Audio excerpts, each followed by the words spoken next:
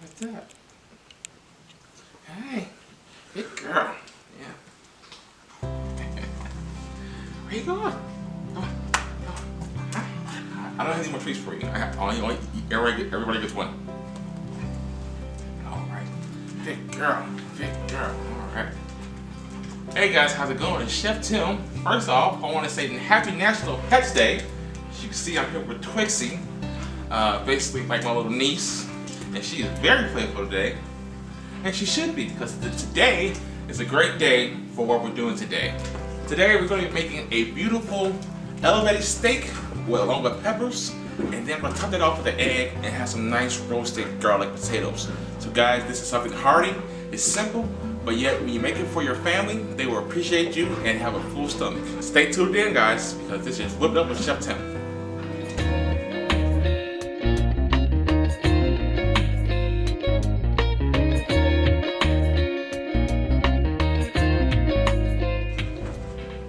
What's up guys, Chef Tim here coming to you today with yet another beautiful recipe.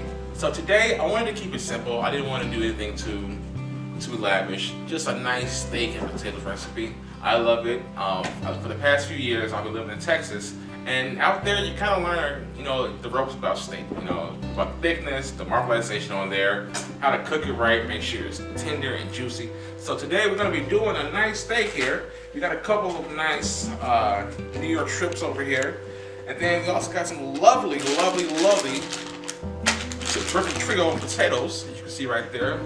And I just fall in love with these purple potatoes. They just have a new mealiness to them and a nice flavor and texture. And then how I like to elevate my dish is I'm going to do this with a pepper and onion trio along with a nice fried egg on top of there. So what we're going to do right now is start on our potatoes first to get those in the oven and then go over to our steak. But before anything else, what's the first thing y'all got to do, folks? Wash your hands. So let's just get our hands washed over here, okay? Get them nice and soaked up. Oh yeah, all right. Make sure you get all in between there. Under the fingernails, between the knuckles, get all that good dirt off there. You may have carried in from the day. Nice and clean, all right?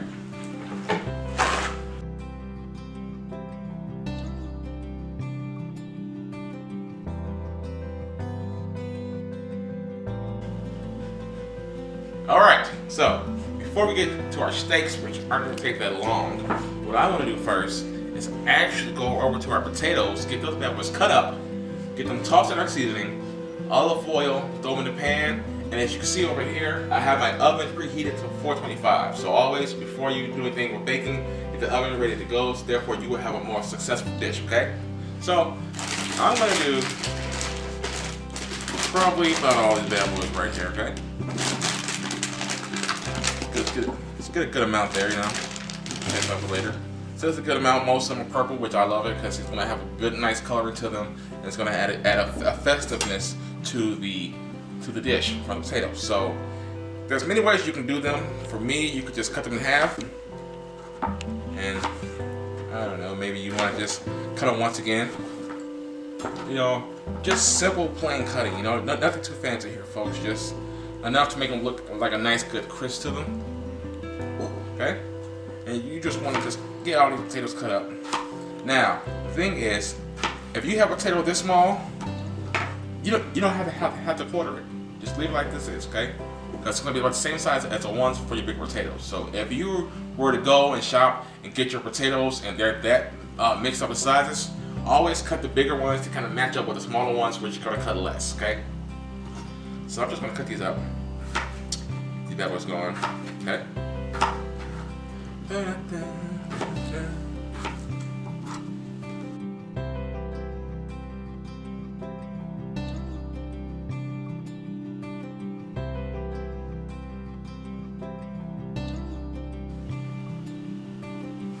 Whammy! Yeah, and the last potato. Alright, so potatoes are cut. I'm going to go over here right now to my olive oil. So I want to do about 2 tablespoons of olive oil just to get these bad boys nice and oiled. That happened. But sometimes things like that happen. It's fine. All right. So, all right. So I'm gonna do about maybe a tablespoon of salt, because a lot of potatoes here, you really don't get that good seasoning on there, but you want to just not put it all in one place. Make sure it goes all over like so. Okay, very simple. Do a little ground black pepper, maybe about 2 teaspoons of this. Okay, some garlic. I absolutely love garlic in my potatoes. That's just something I must have. Every time I cook my French fries or anything like that, I always do a salt, pepper, potato seasoning mixture. It just sets it off along with a nice ketchup in there. Yeah. And let's do a little paprika in there, okay? About a teaspoon of paprika, okay? Teaspoon of paprika. And then a slight kick, a little bit of elevation in the flavor. Ginger. Ginger good. All right. So, let me get down with it. So you want to get a nice toss on there and get these seasonings distributed evenly. So therefore, you don't bite into a big old patch of like peppers or paprika or garlic. You want to make sure that everything is evenly coated in there. Okay. Now, I'm gonna get my pan over here. Now, what I like to do with my pan is always spray it. Therefore, when the potatoes get roasted, you don't have to worry about them sticking to the pan, and it's easier to clean up. So I use an olive oil. You can do a canola oil spray. Maybe if you want to do a grapeseed oil. You know, a nice high value oil is what you want to do here. And you just want to pour these in here, okay? Spread them out. Spread them out, even cooking. You don't have to worry about one part of it being cooked and one part of it not being cooked. And I want to go over to my oven that I've set at 425. All right, so I'm going to put my potatoes right now into my 425-degree Fahrenheit oven. Also watching overseas, I'm doing everything through Fahrenheit, not Celsius. Stick them in there. I'm going to set it for about 35 minutes. So let's just, about 35 minutes. Now these should give them a good, nice roast to them, okay? There we go. All right, so.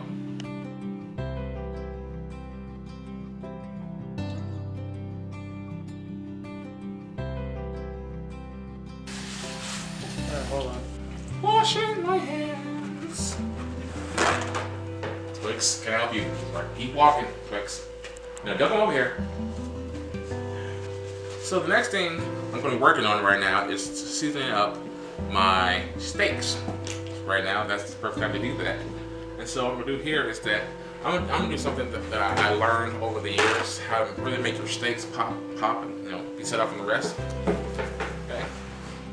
Now what you want to do here is that you don't want to have too much of the juice from the actual steak on there, because it gets too watery and it won't crisp up right when you're grilling it. So you want to put your steaks, put some paper towels here, side, and just dry them off, okay? Just do a nice little dry pat between 2 pieces of paper towel. You're gonna get all that little excess off there. This kind of gives it a little bit of a dry effect. So we're gonna do this because we want our seasonings to really stand out on these bad boys. So dry off your steak, okay? Now if you're grilling outside, you don't have to worry about that. But I'm grilling on the inside, so I'm doing it on my inside grill. So you really want to get a nice sear to them. So dry your steaks, okay? So salt, pepper. Not too heavy, guys, okay? Keep it light, keep it light. Garlic. Now, I'm doing a little bit extra garlic because I like garlic, so we're gonna about it. No, exactly. Chili powder, give it a little nice little kick to it. Get some paprika in here. And it's gonna bring out the festiveness of the seasonings. And I'm also gonna do a little bit of ginger in this too. So my seasonings are kind of the same on both my potatoes and steak, but I'm doing a little extra on my steak to give it that really nice boldness that's going to help bring out the flavor and the fat from the steak, the marbleization. So this is going to give it a nice crust to it. It's going to have a nice juicy flavor that's going to be sunken into every muscle and fiber of the steak. It's delicious, but I can't eat it.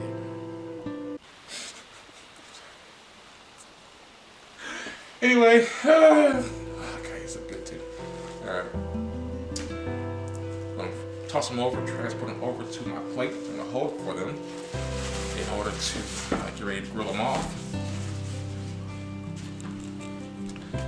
Like before, salt, pepper, garlic, chili powder, paprika. Now you can do a regular paprika, but if you want to really elevate the flavor of this dish, you can do a nice smoked paprika. If you feel a little more, fancy, you can do a sweet paprika, a Hungarian paprika. I mean, any region you want to do, just depending on what your style of paprika that you want to do for this. And I'll go through a little more ginger on this side as well. I love this one. Nice ginger is good for you. It's good for the steak too. Let's clean this up here. Actually, now I need to clean off my board because I've put steak on here. So I'm gonna clean this board off here.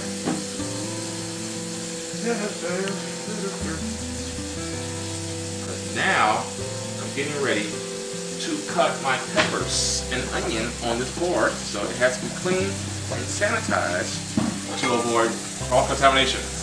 Again, cross-contamination. You gotta do a little thing on that. Yes, you are. Piece of crap, you're gonna do it. You're gonna enjoy it too.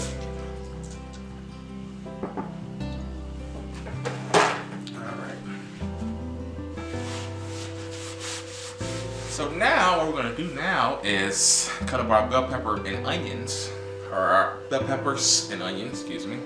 But first, I have to do a little samurai ceremony for my knife cuts because I'm a kitchen samurai. So, hui!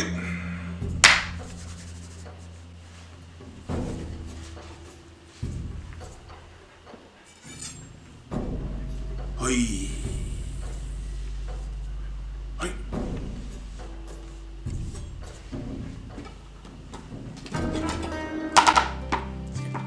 So, remember guys, easy cut down of your peppers here.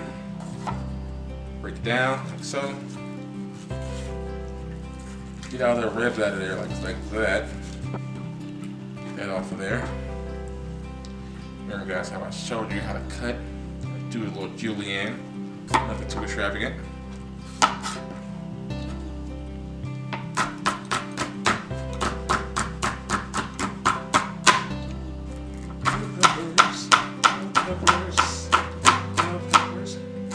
Now, here's something I want to tell you guys. You guys don't have to cut it as thin as I cut them. I like to do a nice julienne on my peppers just to get more of the flavor throughout the whole dish. You don't have to do that. You can do a nice matchstick. You don't have to be as precise as me. I mean, it's going to be just a decoration or a garnish on top of your steak here. And remember guys, always use as much as you can with the pepper. You don't have to throw out half the pepper just to be fancy. Just make sure you use all that, the tops, the bottoms. Just get a good slice on those bad boys. And they are good to go.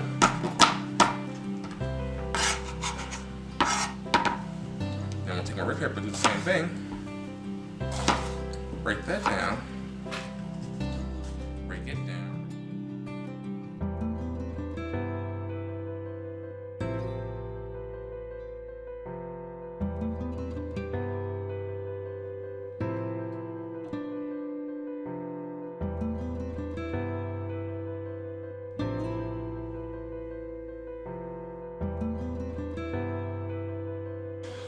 Alright, so our potatoes are almost done. You got about a good 7 to 10 minutes before the bad boys come out. They're gonna be nice and crispy.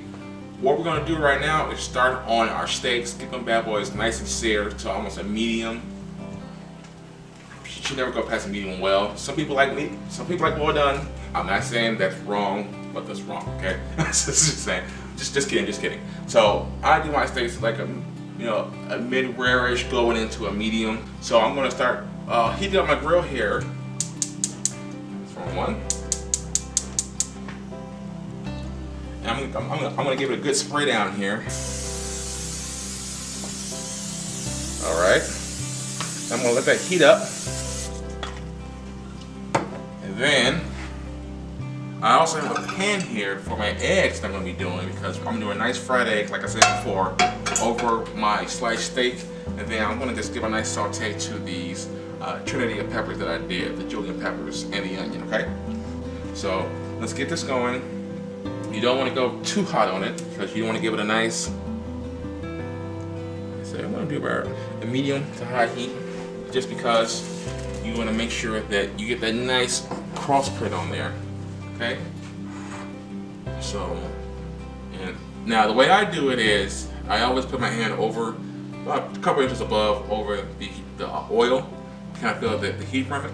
As you can see now, my pan or my inside grill is starting to smoke up. So this is where I want to take my steaks here and do a nice crosshatch like that. And you can hear that sizzle, just it's music to my ears. Okay?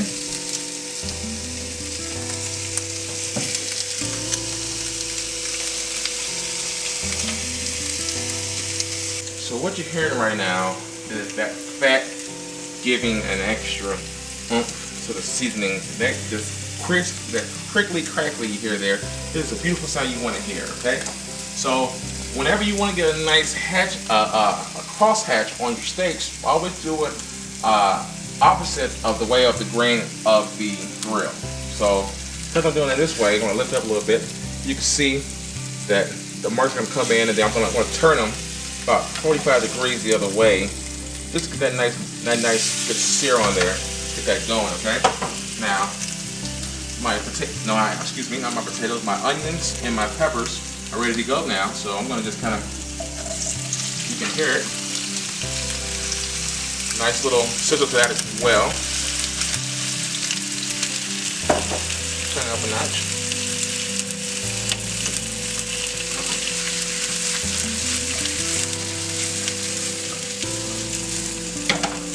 So for my peppers and onions, like I said earlier,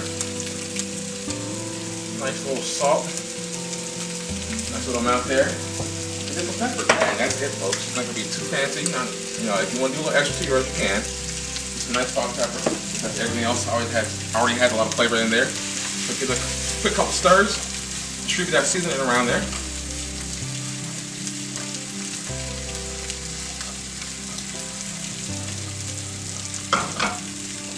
Now, if you can come in close here, you can see the fat coming down and giving it a nice sizzle and pop to our steaks here. So I'm going to turn my steaks the opposite way. This one's going to give a nice crosshatch look to those steaks. So at this point, my steaks are getting a nice sear on them. So I'm going to give them a quick toss over. Look at that. Look at that beautiful steak. Oh my goodness. Look at that right there. Beautiful. Now look how the seasonings play well into the grades of the hashtag or the hash marks of the steaks here. And that's how you want it. You want it clean marks. You don't want to do it numerous times. So one of my things I'm saying to everybody, make sure when you're grilling your steak, just leave it there. Kind of just time the doneness of them. You don't want to keep moving back and forth like that. Just leave them there. Let them go.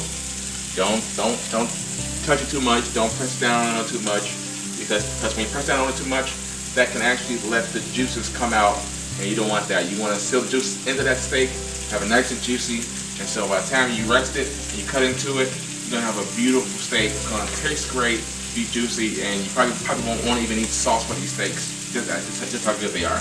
So I'm gonna crank up this to almost high, because I want to get a good browning on these vegetables here. So my steaks are now to the doneness that I want them to be at. So this means I'm going to take them over to my cutting board here to give them a nice rest before I cut into them, because you don't want to lose your juices here, okay? So turn them like that, okay? Turn them like so. Those bad boys right there. Leaving my peppers over here so they can stay warm with me. And then now I'm going to let those rest. So my steaks are rested. My whole trinity of peppers and onion is all sauteed up. You can see that. I did a beautiful seasoned egg with salt, pepper, garlic powder, and to give it a nice little kick, some roasted crushed red pepper. And then my potatoes came out lovely. So it's time for one of my favorite parts. Plate up. All right. So I'm gonna take my peppers, my potatoes there. Give a nice little line there. And I like cooking my potatoes this way because it gives a nice little rustic feel to it. I'm gonna give it a nice slice to this steak right here. You can see that juiciness is coming right out of that bad boy. And this is right where you want your steak, a nice medium, rare to medium. This is about right here. Now you could do thinner cuts, but I like a thick cut on there. Give a nice little piece of steak to your mouth. Remember that? Steak to your mouth. Hashtag steak to your mouth.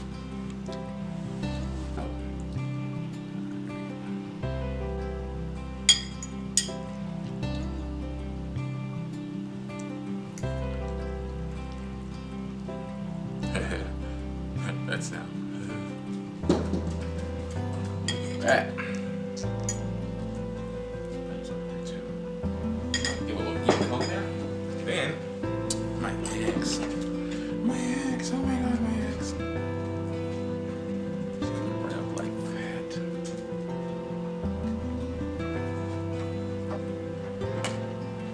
Oh yeah. Boom, shakalaka.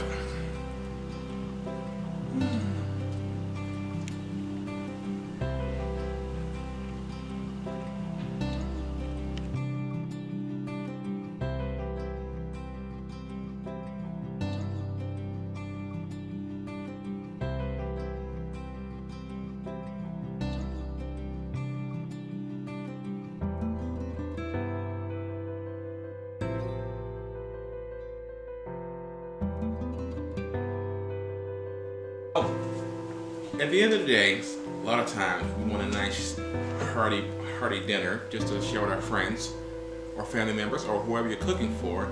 I believe this dish right here actually contributes to that in a very well and elevated manner.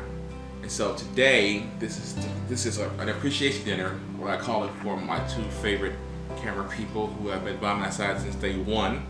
So this is for them, and this is just a great dish.